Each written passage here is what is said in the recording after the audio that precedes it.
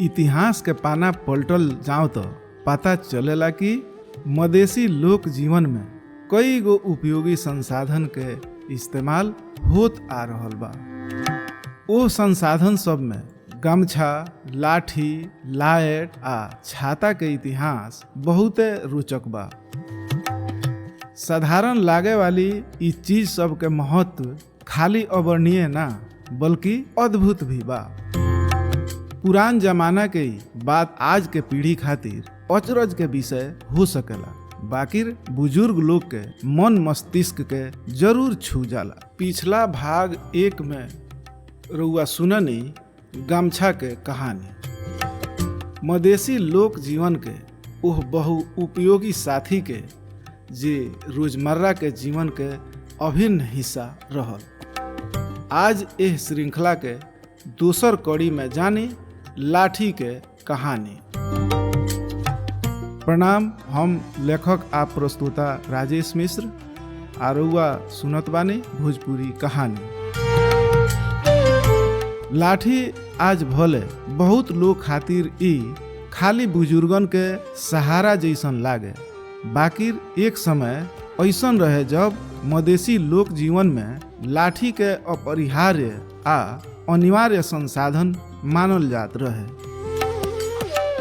ओह बेरा एक जगह से दूसर जगह के यात्रा कुछ अपवाद छोड़ दी तो पैदल ही कइल जात रहे। ऐसन में घर से बाहर निकले के समय लाठी साथे राखल जरूरी मानल जात रहे। पुरनिया लोग जानत रहे कि लाठी के इस्तेमाल कहाँ, कब आ कैसे करे के बा। लाठी बनावे खातिर इस्तेमाल होखे वाला बांस भी खास किस्म के चुनल जात रहे। एकरा के मजबूत आ टिकाऊ बनावे खातिर शुद्ध तोरी के तेल लगावल जात रहे आ रोज चूल्हा के ऊपर टांग के राखल जात रहे। चूल्हा से निकलत धुआं लाठी के औरी मजबूत, चमकीला आ टिकाऊ बना देत रहे। लाठी खाली एगो डंडा ना रहे, ई लोक जीवन के सुरक्षा कवच रहे।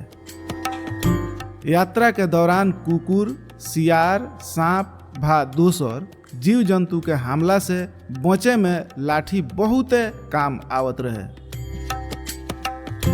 संभावित खतरा से बचावे में लाठी के महत्व के पूरा बयान कर पावल आसान नहीं है। एक गांव से दूसर गांव जाए के दौरान चाहे गांव में घुसत समय सबसे ज्यादा डर कुकुर के रहत रहे, बाकी हाथ में लाठी होखे तो कुकुर के हमला के डर ना रहत रहे। हवा में लाठी लहरावते कुकुर के ना भागे के बातें ना रहे। हाथ में लाठी देख के उ जरूर दूरी बना के भूकत रहे, भा रास्ता छोड़ के भाग जात रहे। पैदल यात्रा के दौरान नदी नाला पार करे के स्थिति भी आवत रहे। ओ समय पानी के गहराई नापे आ धार के स्थिति बुझे खातिर लाठी सबसे भरोसामंद संसाधन रहे। लाठी के सहारे पानी के अवस्था जांचल जात रहे आ ओकरा बाद फैसला लेहल जात रहे कि नदी पार कइल ठीक रही कि ना। काम काज के सिलसिला में शहर भा दूर दराज के गांव तक पैदल जाए के पड़त रहे। घर लौटत खुनी अक्सर साँझ भा रात हो जात रहे। ओ बेरा रास्ता में लूटपाट के खतरा भी कम ना रहत रहे। ऐसन परिस्थिति में चोर डाकू के मुकाबला करे के सहारा बनत रहे लाठी। ओ समय में नौअठुआ लोग कुश्ती सीखे के साथे साथ अपना बड़ बुजुर्ग से लाठी चलावे के कला, जेकरा के स्थानीय भाषा में लाठी भाजे के कहल जाला, उ भी सीखत रहे लोग। ई खाली आत्मरक्षा के तरीका ना रहे, बल्कि लोक कला के रूप में भी पहचान रखत रहे। मेला ठेला में मनोरंजन खातिर लाठी भाजे के कला के प्रदर्शन कइल जात रहे।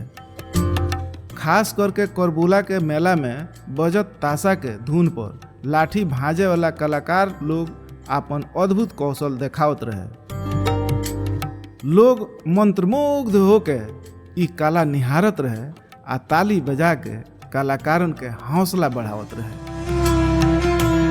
साँच कहल जाओ तो लाठी खाली चले के सहारा ना रहे, ई सुरक्षा के भरोसा, साहस के प्रतीक, लोक कला के पहचान आ मधेसी लोक जीवन के व्यवहारिक बुद्धिमत्ता के जीवंत उदाहरण रहे।